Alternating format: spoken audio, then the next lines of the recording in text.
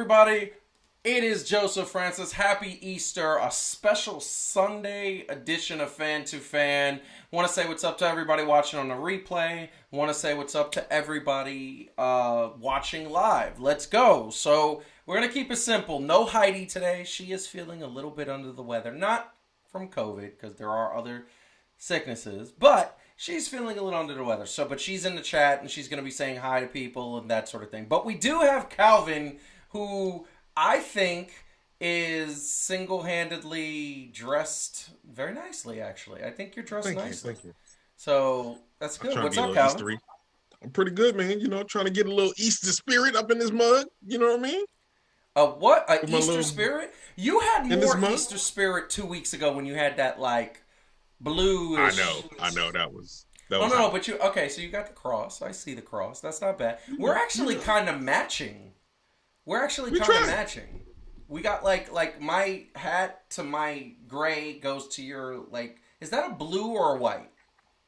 It's actually a greenish, actually. The lighting doesn't help. Yeah, man. This is like a pastel green. White. I know. It's just the lighting. That's crazy. That's crazy.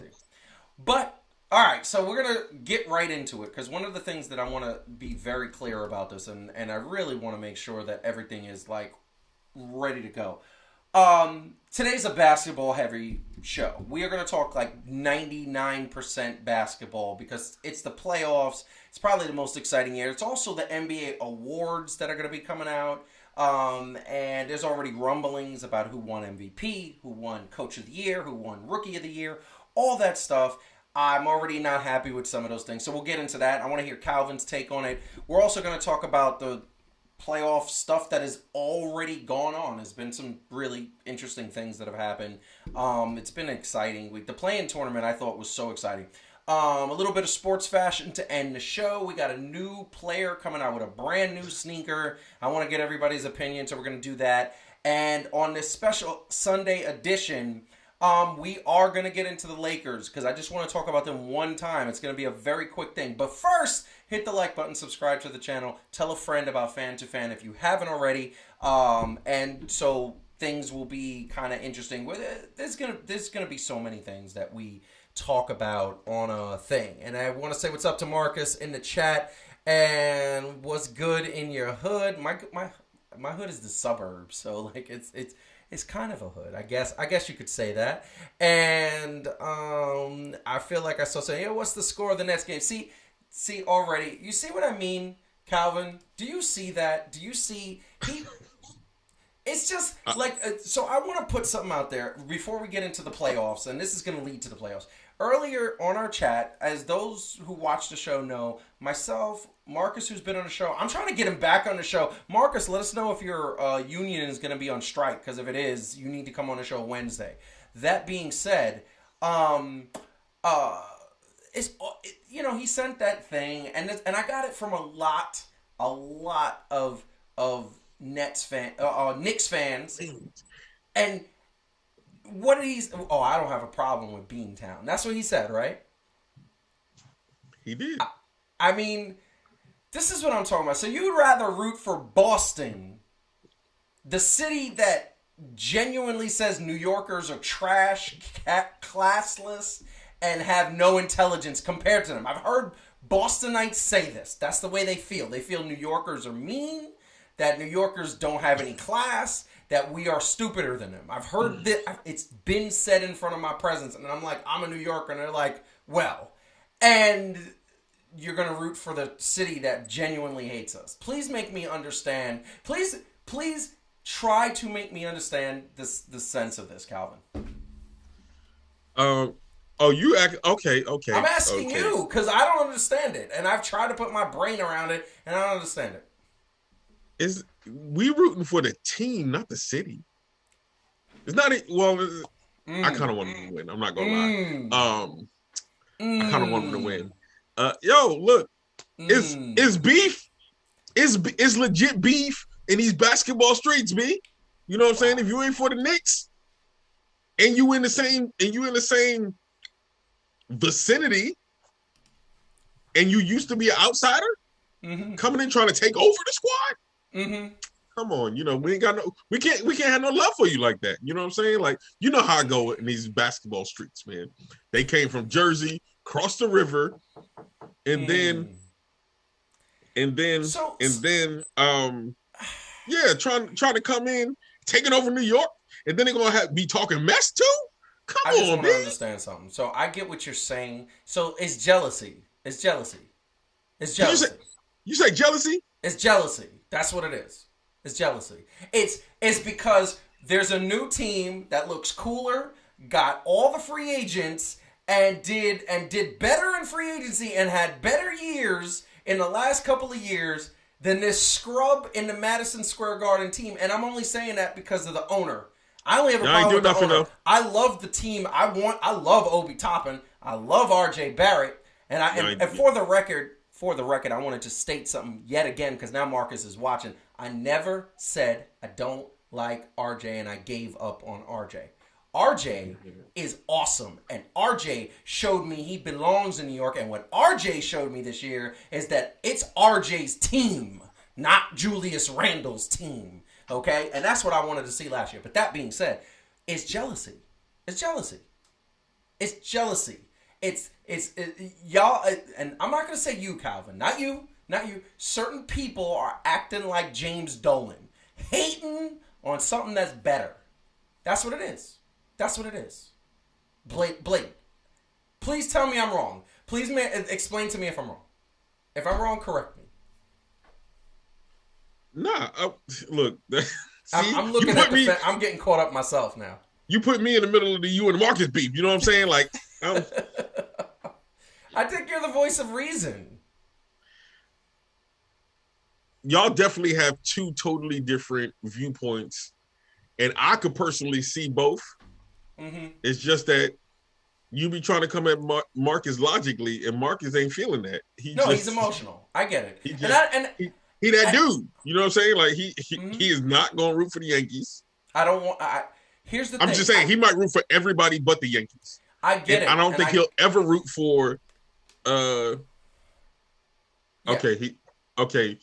You was putting RJ in a lot of trades at the beginning of the year. What I said, and I remember what I said. What I said is that teams were going to ask for RJ, and if it was the right person, if somebody said, we'll give you Luka Doncic or Trae Young or I'm thinking of just really like names that are worth it, like Jokic or Joel Embiid, somebody like that for RJ and like Obi and quickly, I'd have done it because those are good players. He didn't feel the same way. I never wanted to trade RJ. RJ is the future.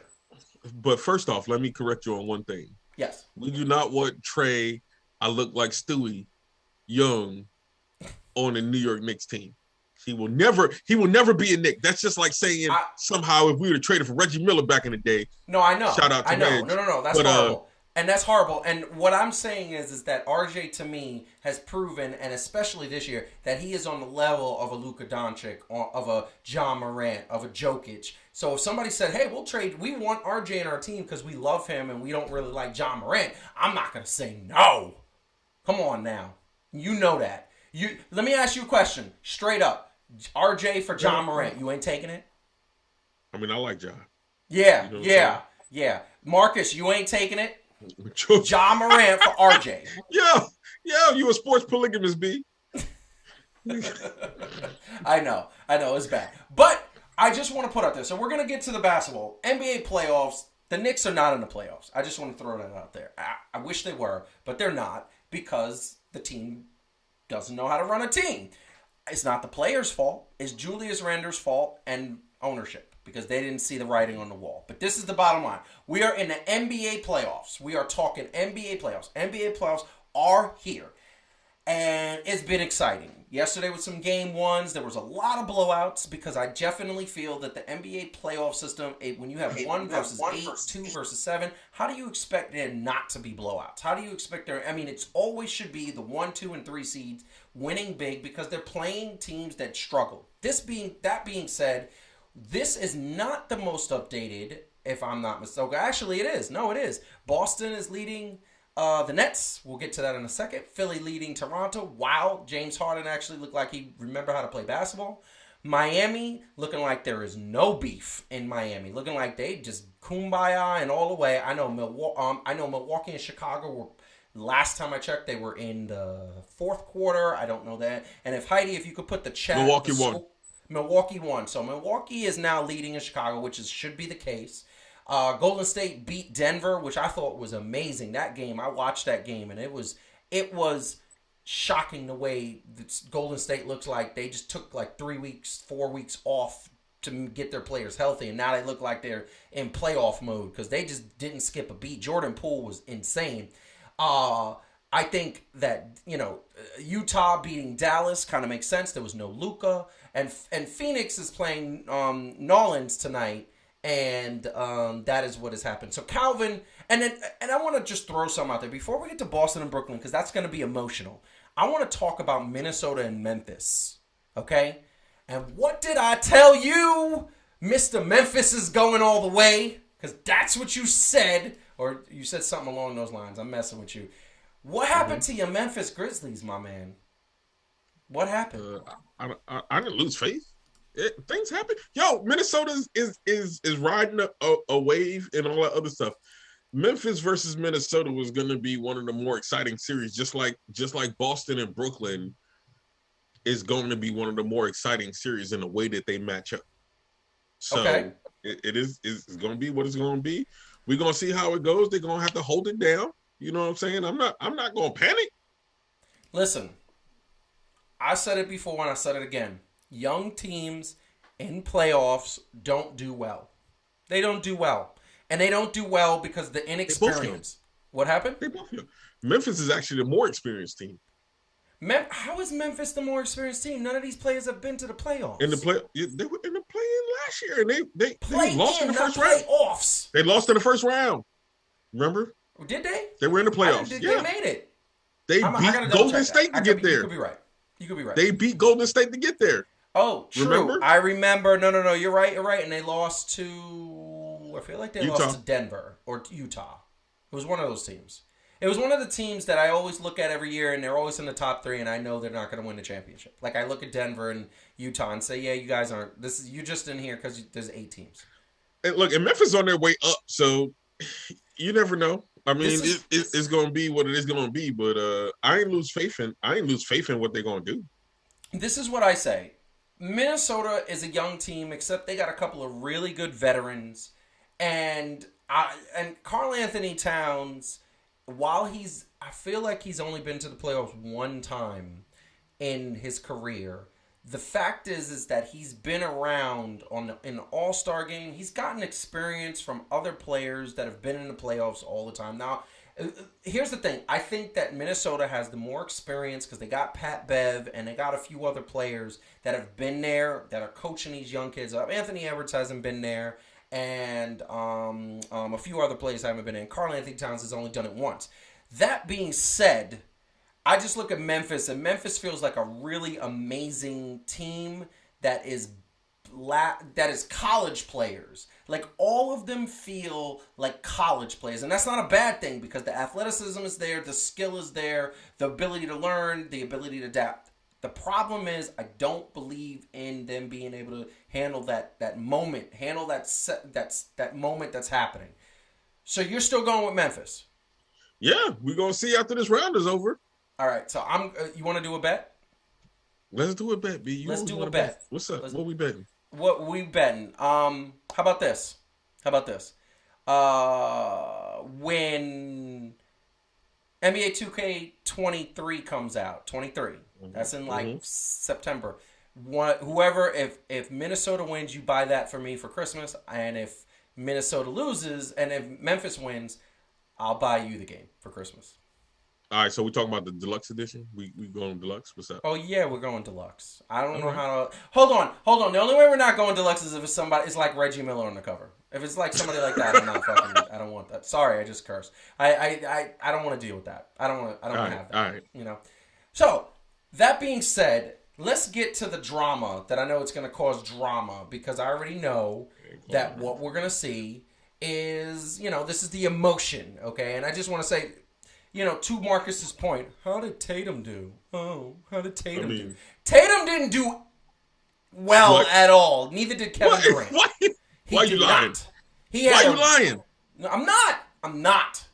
You Tatum capping right did not now, have a B. As the Tatum-esque youngsters say, game. you capping. You capping right now. No, he made the game winner, and if you want to say because of that he had a great game, fine, I'll accept that. But his shooting percentage was not great. I'm actually bringing it up now because I want to make sure I get this right because What was it KD? was like his shooting percentage was low. He didn't have a good night. What was KD's? What was KD's? What?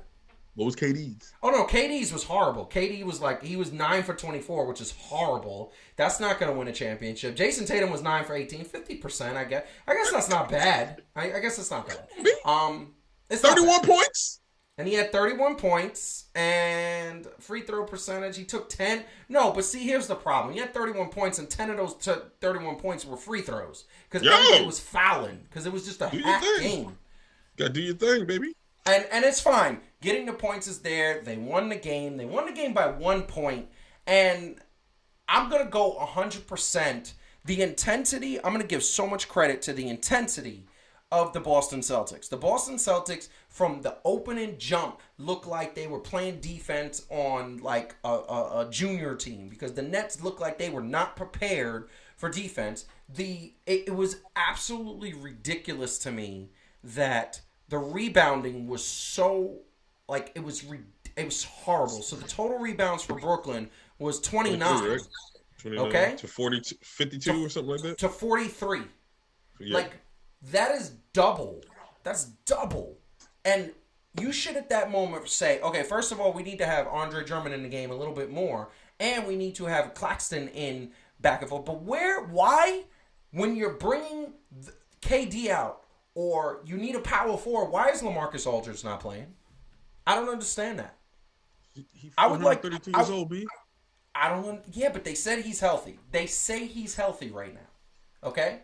And Heidi, can you do me a favor and just, and she's in chat, can you please? I would love it if you could find out if LaMarcus Aldridge is healthy, like fully healthy, or is there any issues? If she could just Google that, that'd be great. Here's the bottom line, and this is what I'm going to say. I want to put this on Front Street. The Brooklyn Nets looked to me like they were scared. They looked to me like something was not going well in their dynamic, and I didn't understand that. They looked like they were not prepared. Steve Nash looked like he was just forgetting that he had two rebounders that could put some bodies because your team is tiny all of a sudden.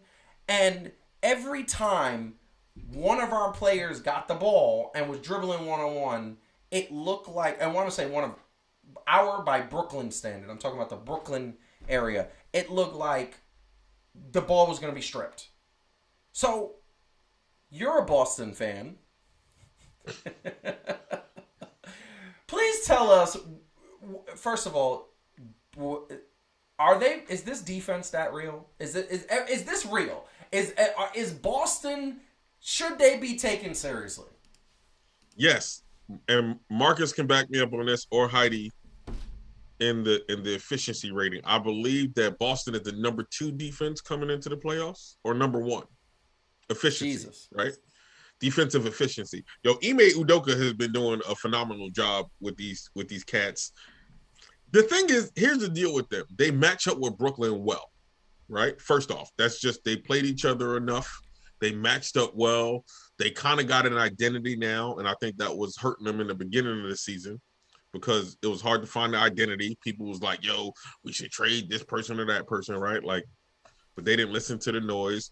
And so, like, there's something to say about them staying together long enough to be able to have this crew. They got a good coach, man. Like, I still believe that Steve Nash is still on this more offensive first, more Mike D'Antoni type deal. Or it's either that, or because they understand that they ain't never really going to be that good on defense like that. Yep. They just try to make their offense much more powerful. But I would say for Brooklyn, the same thing that Charles Barkley has said is that both KD and Kyrie going to have to play like phenomenal, not just pretty good, in order for them to go somewhere because of the way the team is set up. And I get what you're saying, and that right there is the problem, right? First of all, Seth Curry came out and he was hot. Second of all, Patty Mills, I don't know what happened to Patty Mills today. Patty Mills was not playing his normal pesting defense that he normally plays. He was not hustling. He was a little slow. I don't know what was going on. Second of all, Andre Drummond looked like he lost his footwork. And he had his footwork in the last 5 or 6 games has looked like he was like Hakeem Olajuwon. He was looking amazing. Now I find out Boston has the #1 defensive efficiency. I've said it before. 2 things win championships: chemistry and defense. So are we looking at Boston about to take out the East and get to that finals? Like, are you booking them to the finals? Are they that real? I know it's just one game. I get it. I still can't fully just automatically be like, they're going to beat Miami or they're going to beat Milwaukee. You know what I'm saying? Miami look good. Miami and Milwaukee look like they're ready to go. I will book them to go. Wait, are they slated to face each other? Miami and Milwaukee. Let's bring that up because that's what we have here. That's a great question. So what it looks like is that the winner of Philly and Toronto plays the winner of Miami and Atlanta, and whoever wins. Yeah, I mean, the way I see it is Miami's going to beat Philly. Miami's going to beat Atlanta. They're going to sweep Atlanta. That's not even a contest. Miami is going to take Philly to 6 games, but end up beating them. And I think at this point, if I had to make a pick, I'm going to say after today's game, and I'm not a prisoner of the moment, but it looked really bad. It's going to be Milwaukee and Boston, and I still believe that Milwaukee gets the edge because they've been there before. They know what it takes to win. So I feel like it's going to be Milwaukee and Miami. I kind of want to see Boston and Miami go back at it. You know what I'm saying? Boston and Miami? Oh, from a couple years ago? No, from like back in the, well, I can't say back in the day because we old heads, but back in the LeBron days, like when it was 2004. Right? The big 3 versus the big, whatever they had. Yeah. No, yeah, Miami, LeBron James, Miami, and Kevin Garnett. Yeah. But no, I feel like the Jason Tatum Boston Celtics 2 years ago, didn't they play Miami in the bubble? Oh, yeah, in the bubble. Finals? And Bam Adebayo got that block. That's the only reason can't say the only reason they won, right? Like, winning is winning, but can you please do me a favor and just admit that you're a Boston fan? It's okay. It's all right. They're a good team, understand that you are. I get it. Here's the deal. Don't hate, man. Look, I'm a basketball head. You know what I'm saying? Boston got a nice squad. So did Milwaukee, though. Milwaukee got a nice squad. Miami just doing their thing. I know, but Miami doing their thing. You know what I'm saying? So, like, I'm not going to hate on the fact that they're doing their thing. Look, Brooklyn is way too inconsistent for me to just look. And I'm still, and a part of it is still, yes, I'm being petty. You don't just come in. Nah, you don't come in talking the noise like they was doing, not having done anything. Who was talking the noise? Kyrie and KD. Really? Remember, ain't nobody trying to play the Knicks. They corny. Look, they never we can say that. They never said that. It was James Harden who said, "This is our city," and that dude before is that, gone. no. Before that, when they first got there, before, remember? Yeah, when I KD remember. was still hurt. Yeah. And it was like, oh, what about the Knicks? And he was like, nah, man, like, ain't nobody trying to go there. Yes. And Yes. Do you know why? Because of James Dolan. Nobody wants to play for that fat bearded billionaire. Okay? Nobody wants to play for him. He sucks as an owner. Everybody knows that. And Kyrie and KD said, nah, I ain't playing for you. Here's the deal, though. KD sometimes, and I'm not fully getting on him, he will pop bad when he feel like popping bad, right? Because when they asked him all about James Harden, no, that's my brother, man. He just got to do what he want to do. You know what I mean? Ain't no hard feelings. Nothing but love, da-da-da-da-da. Cool. So you going to say that about a dude who quit on you halfway through, but you going to just trash the Knicks and be like, yo, Brooklyn is where it's at, and this ain't your city, B. This is not your city. You nice, but this ain't your city. This is what I will say. So first of all, the latest reports, for those out there who don't know, I'll go to my camera real quick. For those out there who don't know, it was said that KD was mad at James Harden because of his conditioning. He came into Houston out of shape. He thought because he was happy in Brooklyn, he was going to come in shape. Apparently, he didn't. And Kevin Durant was like, "What are you doing? Like, I don't understand. I thought you wanted to be here." So that was the thing. That was the beef that happened there. Now, the other thing that you got to understand is when they were picking free agency, more light has been shed on that.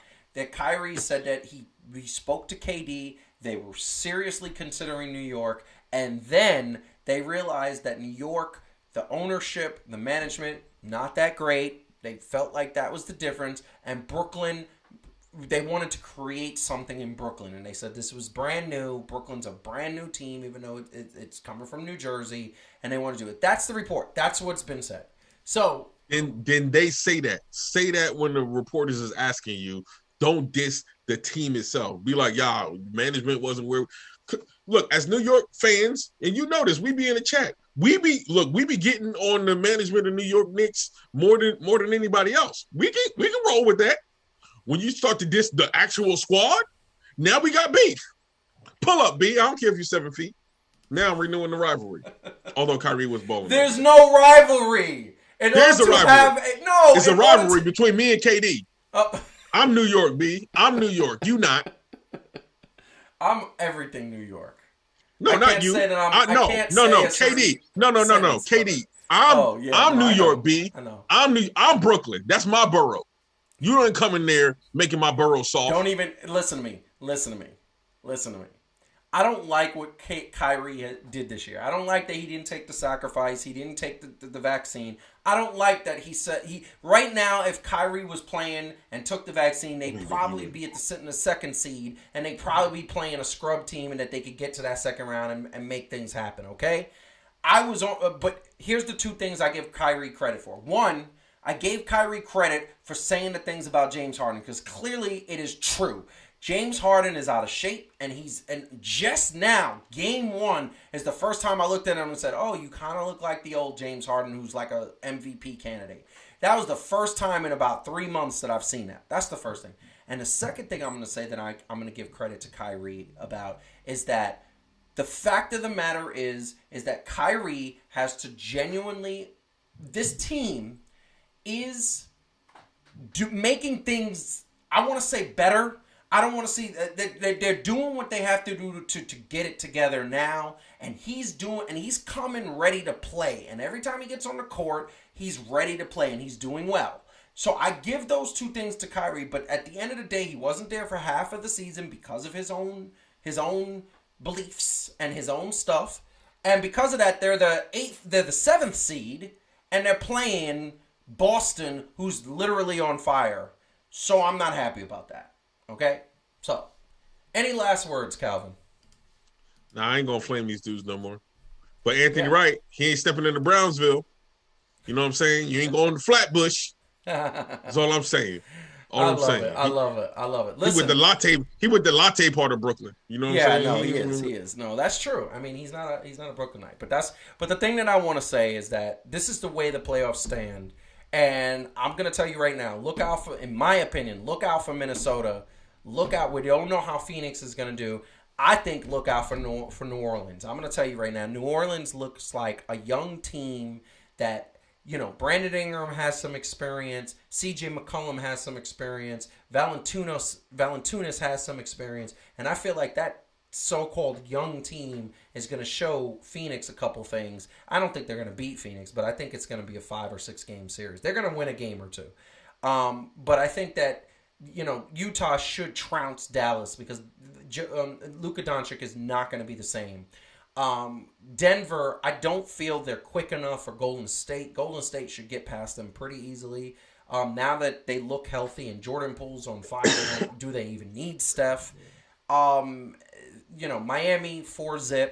Philadelphia is probably going to be 6 games there. I think Milwaukee's going to be 6 games, and I think Brooklyn's going to be 7 games. And I want to say one thing really quick. Just because I think Boston's probably going to beat the Nets, especially if they don't make some adaptations at this point, I will tell you right now, that doesn't mean I'm counting them out because if Ben Simmons comes back and gives them that defensive presence, and you put Ben Simmons on Jason Tatum, here is the bottom line. If we get 90% of his defensive prowess, Jason Tatum against Ben Simmons, I believe Tatum doesn't have decent numbers against him. I think Simmons has almost locked him down. So that's what I'm hoping for. But that's a lot of what ifs, and that is my problem with that.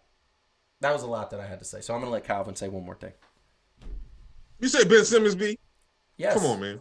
I'm better off on the squad right now. I'm better off being a whole foot shorter than Jason Tatum, trying to lock him down than Ben Simmons right now. Yeah. What's up, Tatum? Come holler at me, baby. All right. Well, let's see. All right. I'm defensive presence, baby. I want New York to do well, and right now I don't have any football teams to root for in New York. I don't have any. Look, baseball looks promising, but the Mets always do this. They get my hopes up, and they have it like 20-9 or 20-7, and all of a sudden they lose 10 in a row, and now they're 500 baseball, and I'm like, ugh. It's the same. But so far so good. I'm hoping that continues. And the Yankees have not been playing well, but they always start in May. They always kick in the high gear in May. So we'll see. I just don't have a lot to root for, so I want to root for some New York team. I need some New York team. But worst case scenario, if Golden State takes it all, I like Golden State. So that's my other squad. But anyway, we are getting to the next topic. We're going to hit the like button, please, and subscribe to the channel. Tell a friend about anything. Anybody who knows you like sports, tell them about Fan2Fan. That being said, we are going to go to the NBA awards, and the NBA awards are, 100% going into this place of this is what they could be. And the NBA awards are going to be announced soon. There's the championship, the MVP trophy, defensive player of the year, most improved player, all those guys. And they released the final 3 for each category today. And it's amazing to me. And I want to go through it one by one.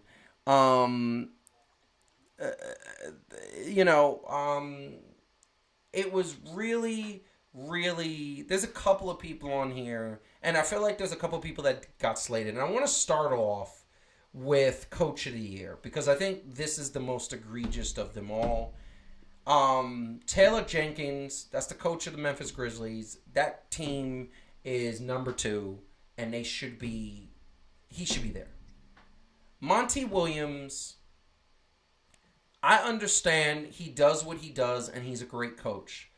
But he had Chris Paul, Devin Booker, and DeAndre Ayton. And I feel like your job is pretty easy when you got Chris Paul on your squad. And I know that's not fair. And Calvin, please, I understand that's not fair. I get it. I'm being mean. He's a great coach. But I think that Tyronn Lue should have been on here. Because I also don't feel the same argument as Eric Spoelstra. Look at his squad. You should do well. It should be easy to coach these teams. I've always said that coaching stars is just as hard as coaching players that don't have talent. Because there's different problems. But when you have talent and they're stars and they're established, here is the bottom line. Those 2 coaches, they should be top. Tyronn Lue lost Kawhi, lost Paul George. So many injuries, so many moving pieces, so many players that had to do well, and so many accommodations that had to do well, and they almost made the playoffs. And they shouldn't even have been sniffing the playoffs. They should have been nowhere near the playoffs. I look at the coach of Denver, and I forgot his name. Do you remember his name, Calvin? Coach Michael Malone. Mike Malone. He's another one. Literally just had the reigning MVP because Aaron Gordon is so inconsistent. There's so many other players that are inconsistent. There's no consistency. There's no Jamal Murray. I felt like he should have been somebody. And let's please not. Why? And I know there could only be 3 finalists, and Taylor Jenkins should be on there. But Nick Nurse, Toronto shouldn't be in the playoffs. Toronto has Pascal Siakam and then Fred VanVleet, and really that's about it. I know that they got a potential rookie of the year, but that's a rookie. And Pascal Siakam missed the first 3 months of the season. So, I'm just trying to understand why Eric Spoelstra and Monty Williams are on here. That's my confusion. They're good coaches, man. For real. It's not always a guarantee that just because you got the talent, you're going to make him work well and do what he did. Monty Williams did a great job building up this Phoenix organization and the program to what it is. And they are consistently doing what they're doing. So I get that. And it's consistent. Like, he consistently got him up there. Like, Phoenix, think about Phoenix before Monty Williams and getting Chris Paul. That was one of the first things he did, right? Yeah. They was down at the bottom of the pack. Talented, but kind of like Cleveland, right? Like they was talking about them like they was talking about Cleveland. Spo, I could see it. Man, Miami just always been around there and been doing some things. And without like stars, they find themselves at the top of the pack in the East, especially when the East got better. You know, it's not like it was the whack East like back in the day. Yeah. You know what I'm saying? So with the East getting better and the fact that they hanging around the top, man. Yeah, I get it. I get it. I just feel like there was better candidates. I don't know. I'm nitpicking a little bit, I guess. I'm just going to say congratulations, Taylor Jenkins. That's my bias. It is what it is. I get it. No, and honestly, my pick would be Taylor Jenkins. Just because the other two guys have talent and they should be good, and it doesn't take much to coach them, although it does take much to coach them.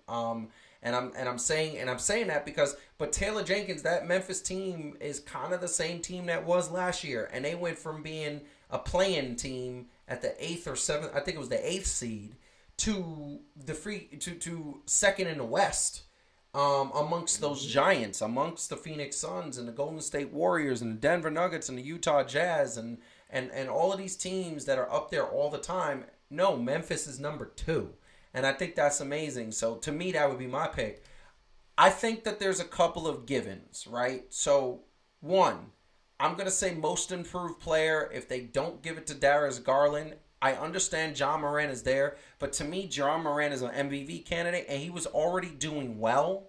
He was already averaging 22 points a game. It was like 21.9, and we went from 21.9 to like 24.3, and it's like, okay, I get that. But Darius Garland went from not really playing that much because Sexton was like in his position to, like, his stats were insane, and Cleveland was like almost made the playoffs themselves. So to me, that's that. Would you agree with that? Yeah, I'm confused as to why Jobs on the most improved player, but I mean, he was already good. Yeah, he did get better, but all right, that's what's up. If that's what they want to do, it's the truth. It's the truth. Now, I'm gonna tell you the other one for Rookie of the Year. I'm just gonna kind of throw that out there because I think Rookie of the Year is another one. So Cade Cunningham, I had Cade Cunningham on my fantasy team, on both my fantasy teams. In the first 3 months of the season, he was poo-poo. He was just poo-poo. He was just there was so many games where he went like 2 for 10, 2 for 11, 4 assists, had like 8, 9 points. Like, he was horrible. And then right around January, it clicked. Evan Mobley and Scott Barnes were kind of consistent all year. I think Evan Mobley was more the consistent player all year, from the very first game all the way to the end of the game. He was kind of consistent, averaging. So to me, it would be Evan Mobley. Scotty Barnes was another kind of similar to Cade Cunningham. He started off hot, then he dipped down, and then he came back at the end of the season. That was his trajectory. Evan Mobley was all consistent pretty much the whole year, and he was pretty good. So that would be my pick. You disagree? I'm gonna go with Scotty Barnes. I'm gonna go with Scotty Barnes. I think he was slept on a little bit. I think he's a good part of why Toronto is where they are. Also, like, not saying that Evan Mobley wasn't, but I mean, given the way it is now, well, it's not a postseason award, so I'm not going to do that. It's not a postseason award. It's a regular season award. But you see where the Raptors were and where Cleveland was. So I'm gonna have to get that to my man Scotty. He was fitting in. He was doing his thing. Okay. I think I would give him the edge. I don't even disagree. I know one person it's not. It's not Cade Cunningham. I know that much. The sixth man of the year, to me, it's not Cam Johnson, because he was ready when Chris Paul went down. He did pick up the slack. I gave him credit for that. But I think it's Tyler Hero. I think Tyler Hero at moments made me feel like that, he started off the year talking all that mess about, like, he's just as good as Luka, just as good as Trey, because they were in the same draft class. And Tyler Hero showed me, yeah, you're right. Like, you are just as good as these guys, but because of the depth field and the roster on your team, you're a six-man candidate. And he was pretty consistent on. He had one little dip for like 2 or 3 weeks. He wasn't playing well, but like Kevin Love didn't get minutes consistently. He was on my fantasy league, but I know the first like month and a half he was barely playing. He was out of the rotation. He wasn't happy with the team. Started getting more into it. And Cam Johnson, I believe Tyler Hero's numbers were better than Cam Johnson, so that would be my pick. What you think? I might go with Tyler Hero. Not gonna lie. That makes I'm gonna go with Hero. I think he was doing a better job as a six man, like I said, and see where Miami was during the regular season. Pretty consistent at the top. I mean, they did have a little bit of a dip, but like I said, I'll go with Hero. He was. I mean, there was moments where he was like owning games. Like I remember there was a couple games where he scored 30, and I was like, wow, I could have picked him. I literally was thinking about it. I was like, there was a moment I could have picked him in my fantasy draft, and I passed up, and I feel like I picked. There was somebody I picked, and that person did well for me. Mike Conley. I picked Mike Conley because I was Mike Conley is always nice. He's always nice, and I picked him. But I remember saying, "Ooh, Tyler Hero's having a good year." But defensive player of the year. Now this is probably the toughest one because I have a bias for Rudy Gobert. Rudy Gobert is there every single year, and it gets boring. But the reason why he is there every single year is because he is one, if not the best defensive player in the game right now on a regular basis. Arguably, you could say he's 1, 2, or 3 either at any given point, and it makes me say that Mikal Bridges has been consistently good all year. You put him on the KDs, you put him on the Paul Georges, you put him on the Luka Doncic, you put him on the anybody you need him to like the Ja Morants, and he. If any of those players is going to score 30, he holds them to 20, 21, 22. Like, he is a pest. But I think the number one pest in the league this year is Marcus Smart. And I'm going to give it to Marcus Smart. And especially, and I think I'm a prisoner of the moment at this moment, because what I saw from him today, he made the Brooklyn Nets look like they didn't know what they were, like they were not prepared. His defense was just insane. And I don't understand. Yeah, like to me, it's Marcus Smart. Yeah, I'm gonna go with that. I'm gonna go with Marcus Smart. You're a Boston fan. I got it. It's what it is. You are. One day you're gonna be like, you know what? I'm tired of this. I'm tired of you, and you're just gonna walk off. And I'm gonna be like, Calvin has left. Heidi hates Marcus Smart though. No, she does. We all do because we're New York fans. Well, I'm not. I'm not allowed to say that anymore. For a year. But that being said, so I'm going to go right into the hardest one of all. And that's the MVP race. And as much as I would like to say that these three guys, there should be a 3A and a 3B, which is Ja Morant. Because Ja Morant has that team at a number 2. And Ja Morant has been playing insane. And Ja Morant is the MVP of the Memphis Grizzlies. I think Ja Morant is the MVP. I think he's an MVP candidate. These three guys are the MVP candidates. Like, any one of these three guys, if they go down with an injury, which to me is the first criteria of MVP, if any one of these three goes down with an injury, their team is not making the playoffs. That is the bottom line. Would you agree with that assessment, Calvin? I think the Bucks might still have a chance to make a spot. I think the squad overall for the Bucks is good enough to be able to get there. I love it. Into the playoffs. Here's the thing. You're right about that. This is the thing I'm going to say. Because you just said that, and that's a perfect segue into me saying it's not Giannis. As good as Giannis is, and as dominant as Giannis is, and the numbers support him, it's not Giannis. It's between Joel Embiid and Jokic. And here's the bottom line. And I'm going to put our screen up, Calvin, because as I say this, I'm going to make some points that made me, I had to go through this because I was very confused. I was like, I don't know who I'm going to do. I was trying to figure this out. So one, Joel Embiid and Jokic, for the most part, all year were doing it by themselves until James Harden got to Philly, and even then, first 5 games, James Harden was doing well, and all of a sudden he started playing poo-poo. So they both had a similar sort of trajectory in the sense that both of them were playing, they're the MVP, they're the guy, and that was it, and really no help. Jokic hasn't really had any help, and Joel Embiid not really help. And Joel Embiid, and there's other players, I understand, they're not scoring 100 points by themselves. I get it. But it was them who was the driving force. Like, you had to always double team this guy, and then they were beating the double teams. So I look at that and say, to me, that's equal. Would you agree with that? Pretty much, yeah. Okay.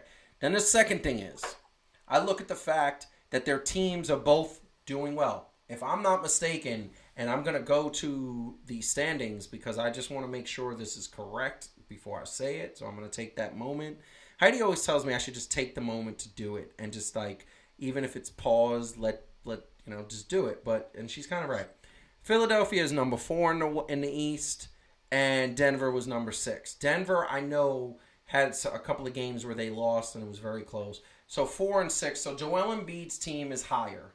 Okay, so it's like, all right, you give the edge to Joel Embiid. Would you consider that correct?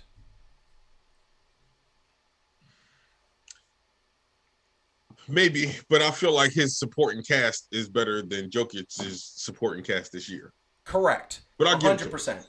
So so that leads me to the next criteria is do you make your teams better around you? And Joel Embiid doesn't really need to do that because his team is better. Jokic does need to do that, and he does. And the fact that leads me to the last criteria, which is Jokic's stats. His stats have never been done before in the history of the NBA. I believe it was 2,000, 1,000, and 500. That's never been done. Okay? Never been done. And 2,000 points, 1,000 rebounds, 500 assists. Never been done. In the history, all the great players that we have, never been done. How is Jokic not the MVP? He's my MVP. He's a 2-time defending MVP. Joel Embiid had an amazing year, but Jokic had a slightly above amazing year. Yeah, I think he was. Yeah, I think he was more valuable, definitely, to his team and carrying them where they are even now. Talk Jokic, except for the points, that was really the only real difference, right? Like, Embiid averaged like 3 points more a game, right? 30-point. Is it 30.3 or 31.3 a game? It was 30.3, I believe. Okay, and Jokic had 27.6. Yep. But Jokic also averaged more rebounds and definitely more assists. And right? definitely more Embiid assists. Had 4.2. Jokic had almost 8, right? So this man is averaging almost a triple-double. But it's not only that. It's like when you watched the play, you felt like Jokic had a lot greater impact on winning, even though Joel Embiid's team won more, right? Mm-hmm. I feel like Jokic's play, though, had a greater impact on winning. I agree with that. And here's the bottom line that I want to say is that if Joel Embiid wins the award, I'm going to say to myself, all right, I get it. I get why you're giving it to him. But this is the bottom line. The bottom line is that Jokic has had a better year. His team is in the playoffs. And he did it by himself for the entire year. Who knows if James Harden wouldn't have got there, Philly might have been a 6th seed. Okay? James Harden, when he came over, I think the first 5 games that he was played, they won 5. They were 5-0. Mm-hmm. If James Harden was playing out of his mind, and all of a sudden James Harden decided to go visit the local clubs in Philly, would get some wings and put on some pounds, and next 10 games he was trash. It was all good just a week ago. It was all he just needs to stay away from those clubs. He does. It's just so bad, so bad. They don't cook their wings in like olive oil. They really don't. Look, I feel like in general, real quick, James Harden's problem is he don't take. It's not just James Harden's problem, but I feel like he don't really take care of his body like that. You know what I'm saying? Like, and this is the thing when James Harden, I think, is 33 years old or something like that. He's in his young 30s. When you get to be in your young 30s, you have to take care of your body better. You have to pay attention to what you put in your body. You got to work out more. You got to try to get your cardio up more. If you don't do that in your 30s, by the time you're in your 40s, you got diabetes and all different types of stuff. And it's the truth. Look, it seems like not too long ago, 2 years ago, right, when he was still in Houston. Yep. You legitimately could have had the thing where it was like, yo, the most prolific scorer, this and this and that. And I know things have changed. He dropped. I'm not even talking about like why it's different. Yeah. But it's different. This man is not the most prolific scorer. He's not as dangerous and a threat as he was. I get that things happen, some out of his control with the hammy, right? But like, I feel it's kind of unfair. I get it because he's not another man. But like when you see some of these cats, like Kobe, right? Kobe tore his you know what I'm talking about. Achilles. And my man came, you know what I mean? Like he like limped off and came back. Like he ain't got that kind of. He took the free throws with a torn Achilles. By the way, so did Klay Thompson. Did the same thing. It's just that sort of, like, I'm not denying that James Harden don't have talent, but I felt like if he had a better the way it seems, I don't know this man, right? So I ain't going there fully, but it seems to me like if he just put more into his game, like he used to when he was making all that money, then he would be all right. Then he would be a lot better. And that's true. That great stats in the chat. And by the way, John Morant is my MVP. He is mine. No, I mean, I literally like John Morant. I wish he was on the Knicks. I really do. The Knicks need help. This is what I want to say, and then we're going to move on. I want to put it out there on Front Street that Jokic, I think they're going to give it to him. And I think they're going to give it to him because it's kind of blatant that what he did this year with no help. And I think the thing that hurts Joel Embiid's chances is the fact that he got James Harden. That's what I think hurts him. Yeah. Yo, is this the first time that the finalists have been European players, all European players? Oh, or at least. Well, I mean, isn't Joel Embiid African? I thought he was African. Well, you know, I thought he was you from know what I'm saying. No, he's from Cameroon. He's from Cameroon. Yeah. So it's but definitely all international. All international players is what I meant to say, not European. Look, our candidates, when we talk about American versus international, our candidates were DeMar DeRozan, who fell off in the last month and a half. It was John Morant, who never fell off and should be, and legitimately has a case to be on this list, but, you know, he's on the most improved player list and probably will win that because, you know, it's like John Morant, right?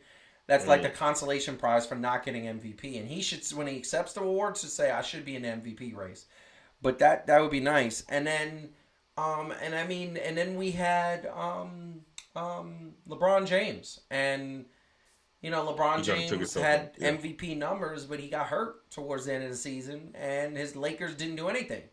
Yeah. And that is the segue. And I want to just stop there and say hit the like button, subscribe to the channel, and do that. But that is the segue to the next topic. The next topic is those Los Angeles bum Lakers who are not in the playoffs. They are not in the playoffs, and they're not in the playoffs for a lot of reasons. And right now, what we are going to do is we are going to put our GM hats on, Calvin. We are going to put our GM hats on, and we are going to say, if you're the GM of these, we're going to go back and forth. One reason, one action. That's what we're going to do. And we are going to say, I want to ask you, GM of the Lakers, what's the first action you're going to do? Let's do 3. What's your first one? Hire a good coach. Beautiful. And I have to agree with you. That would be the first thing. Would you hire Mark Jackson like LeBron James wants? I can see Mark Jackson being a viable candidate. I would put Mark Jackson. I think he's good. Okay, so I agree with that. Mark Jackson, I think, would get... First of all, he would hold the veterans accountable. He'd also tell the young guys, stop whining and play harder so these old guys don't blame you for stuff. And I also believe that he just has better schemes at this point. And I also believe he'll tell LeBron James, okay, stop. You're not the GM. You're not the coach. I'm the coach. And that's what I think LeBron James at this point in his career. Not because LeBron James is a bad person or mean or selfish. It's because LeBron James got enough to worry about. Like, he's got enough on his plate, winning games, kind of transitioning to the next phase in his life, retire, post NBA. Like, he doesn't need to be a coach or a GM. He just needs to come on to the court and play the way LeBron James can play so that they can win one more championship. And that is the bottom line. And I 100% think that Mark Jackson would be that case. So, I agree with you on everything there. I'm going to go next. My next action would be to I'd give Anthony Davis's doctor a call. And I would say, is this man going to be injury prone for the rest of his life, for the rest of his career? Is it going to be something that every single year we're going to have 80 is going to be on the shelf for anywhere from a month to 2 months because he's just injury prone, right? And for me, if the answer was yes, I'm going to go out and get somebody who can back him up and come out and play like a LaMarcus Aldridge, like somebody who can give me quality minutes when that man can't play, because I need somebody to back it up. Maybe even a Blake Griffin, who, by the way, the Nets, I don't understand why they're not playing that man. He can give you 5 to 10 minutes. And I would just have a backup plan for AD. And you're not going to get a backup plan on his level when he's healthy. But I would just have a backup plan because they need a backup plan, because he goes down and it's like LeBron James and everybody else. So, do you agree with that? Would you pick something else? What's up? I would still stay in the AD department, and probably along with that, like I would get that man a better trainer. Gotcha. No, yeah. You know what I'm saying? Because he needs to take care of his body too. Yeah, look, I'm trying to see what Michael Jordan and Kobe Bryant ex-trainer was doing. You know what I'm saying? Well, I think. Maybe somebody on his level, yeah. But I'm saying, look, and I heard somebody else say this take, so I'm not trying to act like it's just my own. You know what I'm saying? Yes. How you playing on a team with a dude like LeBron, and it's not about his stats, it's not about whatever, but just the fact that how he can play in his 17th NBA. Wait, no, it's 17. 17, yeah. No, he's 37, right? 19th NBA remember? Season. Sorry. Yep. 19th NBA season, 37 years old. You really not seeing him get hurt like that, right? Like, I mean, little age things, but like not to the he was out point for like, that AD I had him on my team, and he was out for, I think total time, he was out about a month. And then there was he never really played back-to-back, which is a problem. But like the point, but like you ain't hearing, like LeBron ain't having the problems that AD is having. You know what I'm saying? So like, are you being beamed up from the mothership? Yeah, apparently somebody is determined to call me. My cousin. Put your phone on vibrate. I feel like Jackie Chan and Chris Tucker at the end of Rush Hour 2 when they were filming the movie. That cutscene. It's like, not my phone. Filming a show. It's my computer. Wow. I know. Yes, go ahead. But you know what I'm saying? Like how you on there with LeBron, and he's at the peak of physical fitness almost, right? Like he might not be the most fit dude in the NBA, but dang, at least peek over to what he doing and going, yo, what's good, man? You got some tips for a brother? Like, I don't know. Look, I don't know why it's along the same lines. We just gotta know, are you that dude? I don't think AD wants to be there, and that's the bottom line. I think he wants to go to Chicago. And if I was Los Angeles Lakers, I'm not going to trade AD, but if he said I don't want to be here, I would trade him to Chicago. I mean, I'll give Vucevic and DeMar DeRozan. That's what I would do. We got a good call to action from Greg in the chat.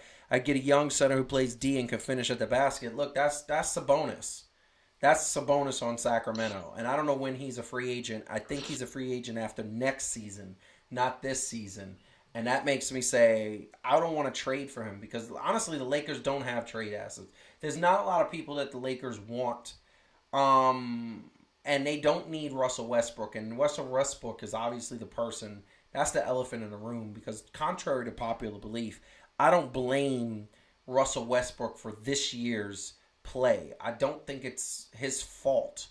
What I do think is you got to make a decision, and that is the coach's decision.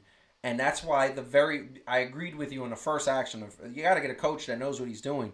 And the idea is, who is the ball handler in Los Angeles? It's either LeBron or Russell Westbrook. And if it's one or the other, you cannot ever go back on that. Obviously, there's going to be other ball handlers and not taking up the court every time, but we're talking about primary ball handler. And the problem with Russ this year, he showed that he's not a starter in this league. He's not a starter. He's a bench player. He's coming off the bench. And this is the bottom line. Either he's going to be on your bench, or if he's on your bench, if he doesn't want to be on your bench, you got to trade him. That's it. He cannot be your starting point guard. And the problem with him being on your bench is you're paying him $44 million. He's getting paid more than LeBron James to be on the bench. And that's not good. And that's not a good look. I swear, last year I gave him the credit, and I said, Russ, you had a bad season. Come back, train, get your jump shot right. I don't know what happened to that man's jumper. When he was in OKC, it wasn't this bad. Even his first season in Houston, it wasn't this bad. And now he can't make a three. And I don't know whether it's confidence. I don't know whether it's his mechanics. But if I'm the GM, because we're talking about an action, I'm going to trade Russell Westbrook. I'm going to see what I can get for him. I'm going to get the best deal. I'm going to get a point guard that is not a point guard, a ball-dominant point guard. I'm going to get a point guard who's more of a shooting point guard, more of somebody who can come and take that load and take that shot so that LeBron James can average his almost triple-double where he's getting those 10 to 12 assists, because that's when the Lakers do well, is when LeBron James is distributing to get the ball. And I'm going to say, here you go. I'm going to say, I'm sorry, this didn't work out. So I'm going to trade Russell Westbrook. That would be my action. What's your third action? My third action is a big one. Ooh. It's a roster overhaul. Not just Russell Westbrook. Really? So you're getting rid of everybody? Maybe not a complete roster overhaul, but probably about 50% of it. Okay, so let me go through this. You getting rid of Carmelo? No, I think he's still good on the squad. Love it. For the second unit. And he would have been a 6th man of the year candidate if they would have been playing well. AD, you getting rid of him? I might entertain it. Depending on what you can get back. He's no good if he keep on getting hurt. Gotcha. Russell Westbrook. I would have a talk with him and see if he's good at running the second unit, because he seems like he's better when I don't think he wants to be on the second unit. I think that's the problem. Like I said, if I'm Mark Jackson, though, I can have that conversation with him, right? Correct. Dwight Howard. I feel like, I don't know why he didn't get that much shine. He's still pretty good, defensively. I thought he did a good probably job. run with the second unit. Yeah, I thought he did a good job. Malik Monk. I mean, I guess he kind of see. If we got this Mark Jackson scenario going, I probably would keep Malik Monk and get him developed. All right, and I'm going to give you just 3 names random. Yes, or no.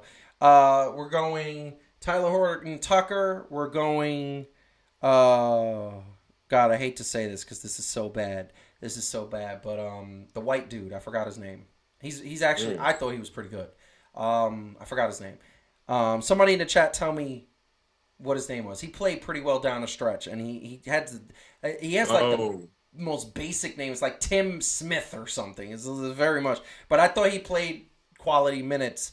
And then I'm gonna throw in, because I just feel like, this is Kendrick Dunn, who didn't play at all this year.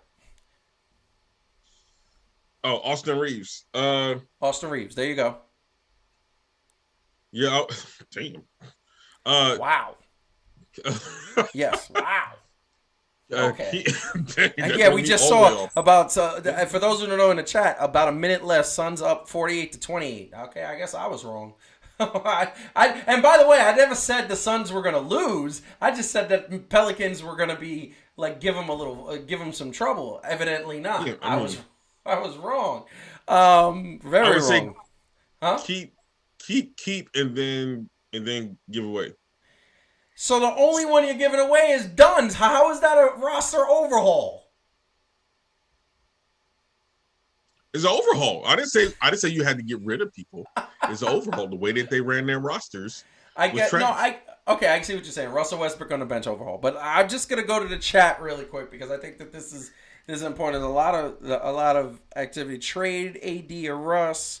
Let's see. The Lakers are a train wreck. Is from Will. Lakers are a train wreck and they get old real quick. Good luck getting a team to take Russell Westbrook's contract. I agree with that. Literally, he's gonna end up on like Charlotte or OKC and because they love him or something like that. He was a never perimeter player, but you could see during the season he was trying to think his way through things, and that never works. It never works to think your way through things. You got to have that sorted out. No, not for him. Gregory's saying get rid of Melo. Wow, keep Dwight. Wow. Austin Reeves and bring Melo back to Brooklyn. Then back to New York, baby. He was open to it. At the beginning of the season, he was like, I wouldn't mind coming back to New York. Look, he would come off the bench in New York, and they need bench players. That's the bottom line. They need bench players in New York because New York does not have any bench players. Like him and D Rose again. Here's the thing with New York when it comes to it. You trade Randall. I already told you guys my trade. Trade Randall to LA. The Pelicans or to Utah. Or to Denver or something. Bottom line is you got to try to get Brandon Ingram or Donovan Mitchell or Cedric or Sabonis. Those are the three players that you try to get, and you package a first-round pick with like an Alec Burke or a Kemba Walker, and you try to keep your young players because the Knicks have Obi Toppin. We don't need Julius Randle. We got RJ. And then you say, Carmelo, come over here, play your last couple seasons with New York, and have a feel-good story there, and everybody's happy. That's the way I look at it. But I think that's not bad. Anyway, we are going to go to the very last topic of the night, running late. Hit the like button, subscribe to the channel, and tell a friend about Fan2Fan, because we love to have more fans to fan with. I don't know. I feel like I feel like I'm tired. I feel like this whole weekend has gone by. It's the beginning of the work week, a special edition of Sunday episode Fan2Fan. Tonight, right now, the Phoenix Suns are winning 53-34. That is just insane to me. That's not even competitive. That's how old the Lakers are. You start talking about them in this nap time. I know. It's so true. They make you sleepy. Their game makes you sleepy. But we are talking something I like to call sports style. Oh, yeah. Wait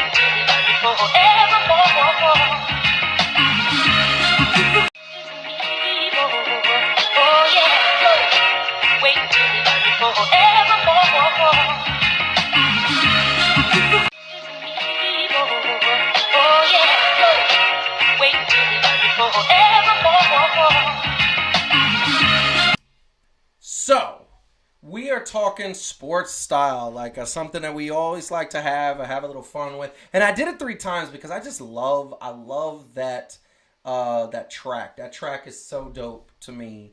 And it comes to us from DJ Quads. The track is called Dope.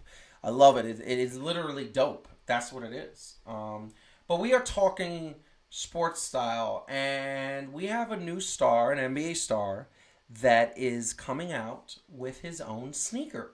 It's a young star. I'm going to give you a guess, Calvin. If you had to guess a young star that is coming out with his own sneaker, it's on the Jordan brand. He is a big star. He's one of the top, I would say top 5 young stars. I'd say top 3 young stars. Who do you think it is? One guess. Ja Morant. Nope. Good guess. It is not. But it is Mr. Luka Doncic is coming out with a Jordan brand sneaker seen here. And I like this color. However, I'm going to get Calvin's sort of, mix as to what the sneaker looks like, because and it's going to be a close-up shot. I think the sneaker, I need to see it in person, but it's interesting to me. It's not ugly. It's interesting. Calvin, what do you think of this sneaker that is being shown to you? Jordan Brand, Luka Doncic. Look like it's made in Russia. The color scheme.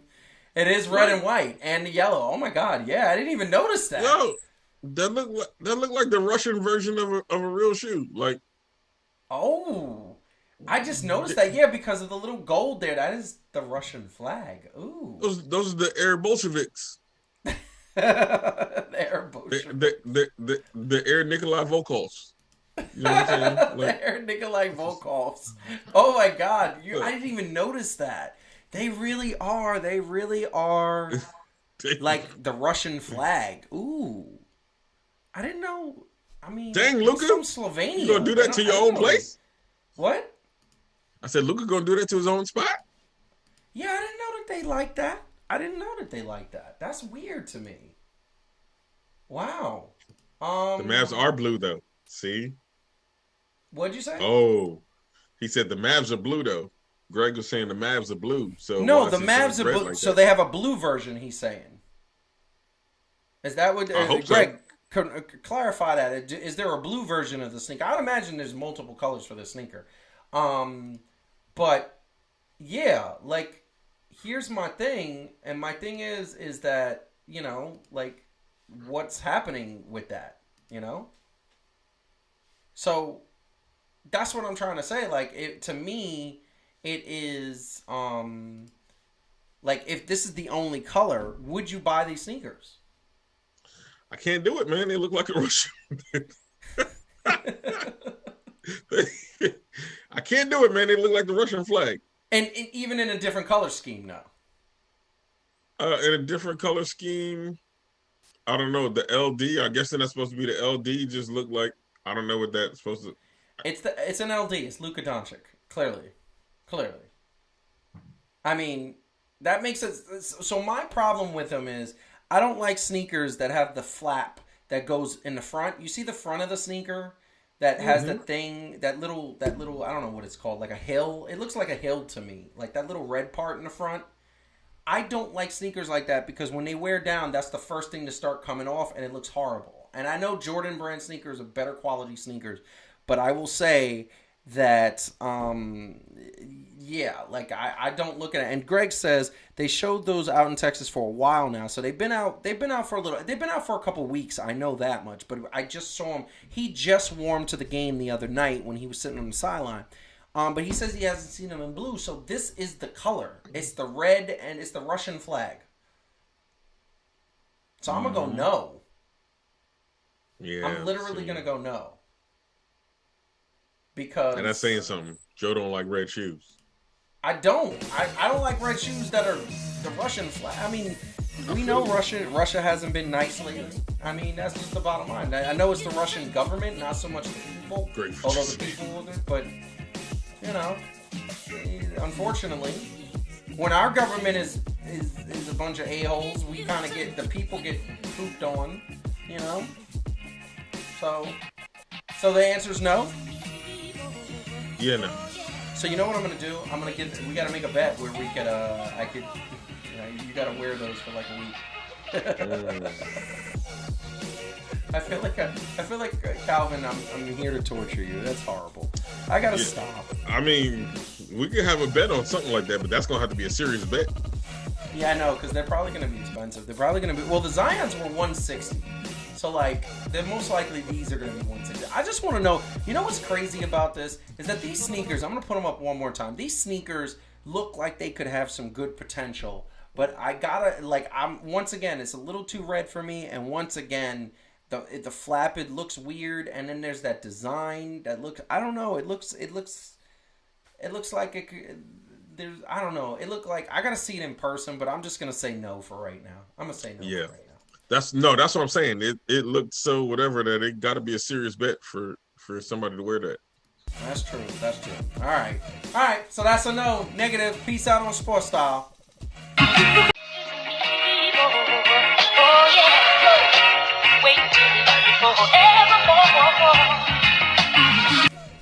So, bottom line. bottom line is, what is the thing that we gonna do, huh? What is the thing that we gonna do right now? Because we got to get out of here. So I'm gonna let you get to go first, and because Heidi's not here, you get to go first and say goodbye to the people. Yo, first off, these playoffs is about to be hot. There's about 4 series that y'all really should be glued on. We already touched on that earlier, but definitely should be watching out for that. It's going to be interesting to see who actually win these things. Watch, we both going to be wrong, and they're going to give it to Giannis because it is what it is. But glad that you was able to join us for this Sunday joint. Happy Easter to everybody, who was out there doing their thing, hopefully with the fam and all that other stuff. Definitely appreciate the love that y'all shown. But we're going to be back kicking it as always, you know what I'm saying? Wednesday, right? We sorry that Heidi wasn't here, but she was here in spirit and in the chat. She was running the chat. Yeah. So we love y'all all, you know what I'm saying? Peace. Well, I just want to say, Anthony just said pull up some of the curries, and we had the curries on last week's show because I bought them for my son, and he was rocking them. I'm actually going to show them a picture on Wednesday. He had a picture of him rocking the Steph Curry's, and it was amazing because he rocked it with a pair of blue jeans, and I was like, those Cookie Monster sneakers were amazing. They were great. They were I was like, wow, and he said they feel good, so that's awesome. Happy that he's happy. I mean, it's a kid's shoe. Steph Curry knows he's smart. He knows his market. He knows that all the kiddies love him. Like, he knows that. So what do we want? That's awesome. I appreciate that. So I want to say Happy Easter to everyone, and say that I'm sorry. My energy has just dipped in the last 5 minutes. It went from, I was way up, and then I talked about Brooklyn, and that deflated it. I was so excited. I had my Brooklyn jersey, and then they just lost by 1 point. So I'm just not happy about that. So, but that being said, we're going to be back on Wednesday, the regularly scheduled time, Wednesday at 9:30 p.m. Eastern on Execution Entertainment Media. Hit the like button, tell a friend.